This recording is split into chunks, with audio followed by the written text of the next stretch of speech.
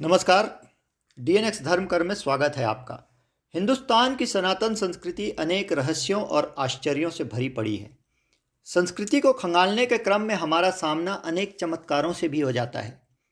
दुनिया की सबसे प्राचीन संस्कृति सनातन संस्कृति हमें हमारे देवी देवताओं की उत्पत्ति के रहस्य से लेकर उनकी वृत्ति प्रवृत्ति से अवगत कराता है, और उस दिशा में जब हम आगे बढ़ते हैं तो हमारा सामना होता है अनेक रहस्यों से। ऐसे ही एक रहस्य के बारे में आज हम जानेंगे आज शनिदेव के बारे में, इनकी महादशा के बारे में। आखिर क्यों की जाती है इनके काली मूर्ति की पूजा? क्यों माना जाता है शनि की महादशा से मुक्ति पीपल के वृक्ष की पूजा करके मिल सकती है? आज हम डीएनएक्स धर्म कर्म में जानेंगे आखिर क्यों की जाती है पीपल के वृक्ष की पूजा। आप भी जानना चाहते हैं कैसे सुरक्षित रहें शनि की महादशा में, कैसे करें उनके प्रकोप का सामना? जानने के लिए इस वीडियो के साथ अंत तक बने रहिए। और हाँ, यदि आपने चैनल को सब्सक्राइब नहीं किया है तो आज ही सब्सक्राइब करें और बेल आइकन दबा लें ताकि दुर्लभ रहस्यों पर जानकारी आप तक नियमित पहुंच सके। देवों की रक्षा करने के लिए महर्षि दधीचि के हड्डियों से शस्त्र बनाया जाना था। महर्षि दधीचि ने जब अपना देह त्याग दिया, श्मशान में जब महर्षि दधीचि के मांस पिंड का दाह संस्कार हो रहा था, तो उनकी पत्नी, जिसके गोद में 3 वर्ष का बच्चा था, पास ही खड़ी थी। महर्षि दधीचि की पत्नी अपने पति का वियोग सहन नहीं कर पाई और पास में ही स्थित एक विशाल पीपल के वृक्ष के कोटर में 3 वर्ष के बालक को रखकर स्वयं चिता में बैठकर सती हो गई। इस प्रकार महर्षि दधीचि और उनकी पत्नी का बलिदान हो गया। परंतु पीपल के कोटर में रखा बालक भूख प्यास से तड़प तड़प कर चिल्लाने लगा। उदर तृप्ति के लिए उसे जब कोई वस्तु नहीं मिली तो कोटर में गिरे पीपल के गोंदों अर्थात फल को खाकर बड़ा होने लगा।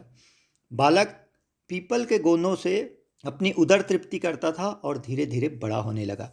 कालांतर में पीपल के पत्तों और फलों को खाकर बालक का जीवन एन केन प्रकारेण सुरक्षित रहा। धीरे धीरे बालक बड़ा हो गया।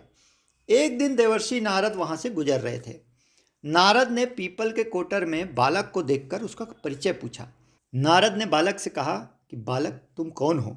बालक ने तुरंत जवाब दिया, यही तो मैं भी जानना चाहता हूँ देवर्षि। नारद ने फिर पूछा बालक से कि तुम्हारे जनक कौन हैं? बालक ने तुरंत कहा, यही तो मैं भी जानना चाहता हूँ। तब नारद ने ध्यान लगाकर देखा। ध्यान लगाते ही नारद आश्चर्यचकित हो गए। आश्चर्यचकित होते हुए उन्होंने बालक को बताया, हे बालक, तुम महान दानी महर्षि दधीचि के पुत्र हो। तुम्हारे पिता की अस्थियों का वज्र बनाकर ही देवताओं ने असुरों पर विजय पाई थी। नारद ने बताया कि तुम्हारे पिता दधीचि की मृत्यु मात्र 31 वर्ष की वय में हो गई थी। बालक ने जिज्ञासावश पूछा, मेरे पिता की अकाल मृत्यु का कारण क्या था? तब नारद ने बताया, तुम्हारे पिता पर शनिदेव की महादशा थी। बालक ने फिर पूछा नारद से, मेरे ऊपर आई विपत्ति का कारण क्या था? नारद ने बालक को बताया कि यह भी शनिदेव की महादशा का कारण है। इसके पीछे भी शनिदेव की महादशा है। इतना बताकर देवर्षि नारद ने पीपल के पत्तों और गोदों को खाकर जीने वाले बालक का नाम पिपलाद रखकर उसे दीक्षित किया। नारद के जाने के बाद पिपलाद ने नारद के बताए अनुसार ब्रह्मा जी की घोर तपस्या किया। घोर तपस्या कर पिपलाद ने ब्रह्मा जी को प्रसन्न किया। पिपलाद की घोर तपस्या से प्रसन्न होकर ब्रह्मा जी प्रकट हुए और उन्होंने पिपलाद से वर मांगने को कहा।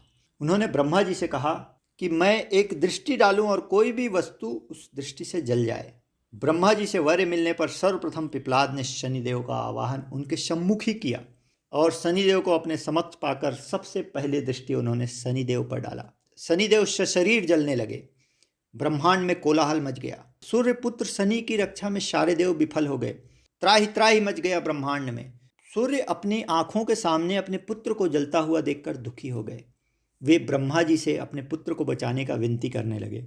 अंततः ब्रह्मा जी स्वयं पिपलाद के सम्मुख पधारे और उन्होंने शनिदेव को छोड़ने की बात कही, किंतु पिपलाद तैयार नहीं हुए। ब्रह्मा जी ने पिपलाद से अनुनय विनय किया, फिर भी पिपलाद तैयार नहीं हुए। तब ब्रह्मा जी ने एक के बदले 2 वर मांगने की बात पिपलाद से कही। पिपलाद ने खुश होकर ब्रह्मा जी से 2 वर मांगा। पिपलाद ने ब्रह्मा जी से मांगा कि जन्म से लेकर 5 वर्ष तक किसी भी बालक की कुंडली में शनि का स्थान नहीं होगा, जिससे कोई और बालक मेरे जैसा अनाथ न हो, उसे अपने माता पिता का वियोग न सहन करना पड़े। दूसरा वर पिपलाद ने मांगा, मुझ अनाथ को शरण पीपल वृक्ष ने दी है। अतः जो भी व्यक्ति सूर्योदय के पूर्व पीपल के वृक्ष पर जल चढ़ाएगा उस पर शनि देव की महादशा का असर नहीं होगा। ये 2 वर मांग कर पिपलाद ने कहा कि तब मैं शनि देव को मुक्त कर सकता हूँ। ब्रह्मा जी ने तुरंत तथास्तु कहकर पिपलाद को वरदान किया। तब पिपलाद ने जलते हुए शनि को अपने ब्रह्मांड से उनके पैरों पर आघात करके मुक्त कर दिया, जिससे शनिदेव के पैर क्षतिग्रस्त हो गए और वे पहले जैसी तेजी से चलने लायक नहीं रहे। हालांकि उनका शरीर जलने से बच गया, परंतु पैर क्षतिग्रस्त हो गया। और तभी से शनि शनैः चरति यह शनैश्चरः, अर्थात जो धीरे चलता है वही शनैश्चर है कहलाए। और आग में चलने के कारण शनि की काया काली हो गई, काली काया वाले अंग भंग रूप में हो गए शनिदेव। और यही रहस्य है शनि के महादशा में काली मूर्ति के पूजन का, साथ ही यही रहस्य है पीपल के वृक्ष का पूजन का। संप्रति शनि की काली मूर्ति और पीपल वृक्ष की पूजा का यही धार्मिक हेतु है। आगे चलकर पिपलाद ने प्रश्न उपनिषद की रचना की, जो आज भी ज्ञान का बृहद भंडार है। तो आज आप हमारे इस वीडियो के माध्यम से शनि की महादशा से बचने का उपाय जानें। इसी तरीके के और भी उपायों के लिए आप नियमित बने रहिए हमारे आने वाले वीडियो के साथ और जुड़े रहिए DNX धर्म कर्म के साथ।